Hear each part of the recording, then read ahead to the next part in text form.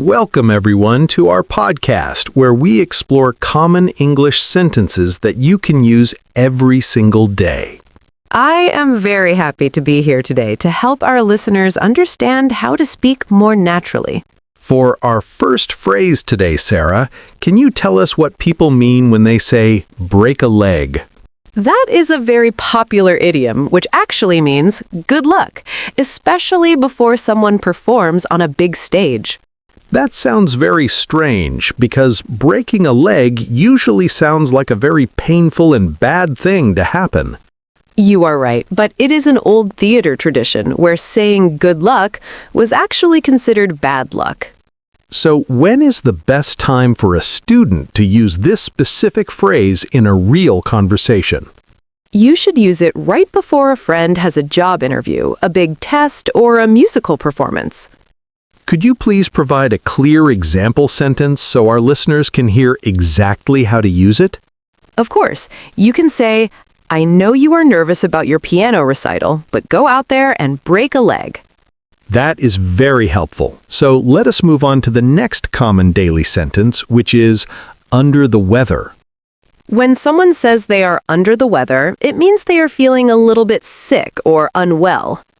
Does this phrase mean the person is in the hospital, or is it used for smaller health problems? It is usually used for minor illnesses, like a headache, a small cold, or simply feeling very tired. When is the most appropriate time for a student to use this phrase when they are talking to their teacher?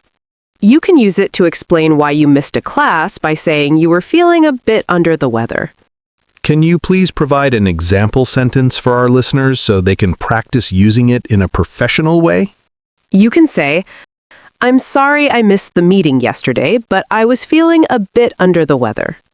That is very useful. So now let us discuss the meaning of the common phrase, the best of both worlds. This expression describes an ideal situation where you can enjoy the advantages of two very different things at once. That sounds like a wonderful situation, but can you explain exactly when a person might find themselves in this position? A good example is someone who lives in the quiet countryside but works in a very exciting and busy city. So they have the peace of nature and the high salary of a city job, which is a great balance. Exactly. And an example sentence would be, by working from the beach, she truly has the best of both worlds. Let us try a phrase about finishing work now. So, Sarah, what does it mean to call it a day? When you call it a day, it simply means that you have decided to stop working on a specific task. Is this something people only say at the office, or can I use it while I'm studying at home? You can use it anywhere when you feel that you have done enough work and it is time to stop. Can you provide an example for our listeners who might be working very hard on their English lessons? You can say, we have been studying for 5 hours now, so let us call it a day and get dinner. That is a phrase I will use often. Now, what about the very common English expression, a piece of cake? When someone says a task is a piece of cake, they mean that it is extremely easy to complete. Should I use this phrase if I'm talking about a delicious dessert, or is it only for describing tasks? It is strictly used as an idiom for tasks, like passing an easy exam or fixing a very simple problem. When is the most appropriate time to use this phrase to show that I am confident in my skills? You can use it after you finish something quickly, like saying, that math homework was a total piece of cake. I love that one. Sarah, can you please explain the meaning of the daily phrase, better late than never? This is used to say that it is much better for someone to arrive late than to not arrive at all. Does this give people an excuse to be late all the time, or is it just a polite saying? It is usually a polite way to apologize for being late or to accept an apology from a late friend. Please give us a real-life example of when a listener might need to use this specific English sentence. If a friend finally sends you a birthday card 2 weeks late, you can say, Thank you. Better late than never. That makes a lot of sense. Now, let us talk about the very common and encouraging phrase, hang in there. This is a very kind phrase that tells someone to stay patient and not give up during a difficult time. Is this the same as saying good luck, or is it more about being strong through a hard situation? It is more about emotional strength and staying positive when things are not going very well for a person. When should I say hang in there to a friend who is feeling very sad or stressed out? You should say it when they are going through a long period of trouble, like looking for a new job. Can you please provide an example sentence for someone who is struggling with their difficult English grammar today?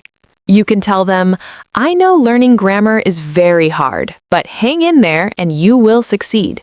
That is very inspiring, Sarah. Next, what does it mean when someone says cutting corners at their job? Cutting corners means doing something poorly or taking shortcuts in order to save some time or some money. Is this usually a positive thing because you are saving time, or is it considered a negative behavior? It is almost always negative because the final result is usually dangerous or of very low quality for the customer. When would a person use this phrase to describe a problem they found with a product they bought? You could use it if a new chair breaks immediately, saying, the company was cutting corners on the materials. That is a great warning. Now, can you explain the phrase beat around the bush for our audience? This means that someone is avoiding the main topic because they are uncomfortable talking about the real issue. Why do people do this instead of just saying exactly what they are thinking or feeling at that moment? Usually, they are nervous about hurting someone's feelings, or they are afraid of the reaction they might get. When is it useful to tell someone to stop beating around the bush in a direct English conversation? Use it when you want the truth quickly, like saying, please stop beating around the bush and tell me. That is very helpful for business. Now, what does the phrase hit the sack mean in a daily context? This is a very informal and common way to say that you are going to go to sleep now. Is it better to use this with my friends at a party or with my boss during a meeting? You should definitely only use this with friends or family because it is too casual for a workplace environment. Can you give us an example of how to say this when you are feeling very tired? You can simply say to your roommate, I'm really exhausted after work, so I think I will hit the sack. I will remember that one for tonight. Next, can you explain the phrase back to the drawing board? This means that a plan or an idea has failed completely, and you must start over from the beginning. When is the best time for a team at work to use this phrase after a big project fails? You use it during a meeting after a plan does not work to signal that a new plan is needed. Could you please provide an example sentence for our listeners who might have to start a project again? You can say, the client did not like our first design, so it is back to the drawing board for us. That is a very resilient attitude to have. Now, what does long story short mean in a conversation?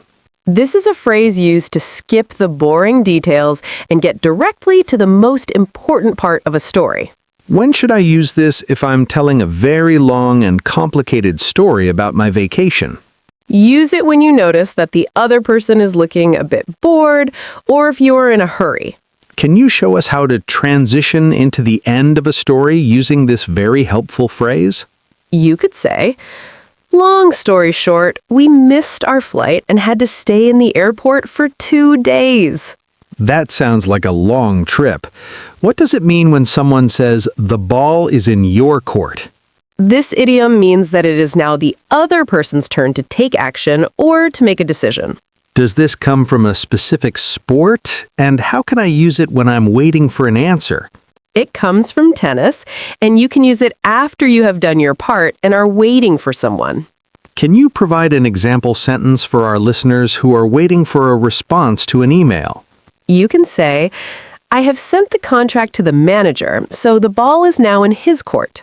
That is very clear. Now, what does it mean to touch base with someone during the work week? To touch base means to have a very brief conversation, to get an update, or to share information. Is this a formal phrase, or can I use it when I'm talking to my friends and family members?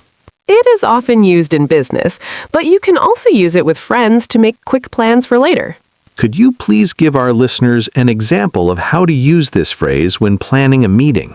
You can say, "Let us touch base on Monday morning to discuss the final details of our big event." That is a very professional phrase. What does it mean to keep in touch with someone who moved away? To keep in touch means to stay in contact with a person by calling or messaging them regularly. Should I say this when I'm saying goodbye to a friend I will not see for a long time? Yes, it is a very common and friendly way to promise that you will continue to talk to them. Can you provide a final example sentence for our listeners to use when they say goodbye to someone? You can say, "It was great to see you again, so please make sure that you keep in touch." Thank you so much for explaining all of these wonderful daily English sentences for our listeners today, Sarah. It was my absolute pleasure, and I hope everyone feels more confident using these phrases in their daily lives.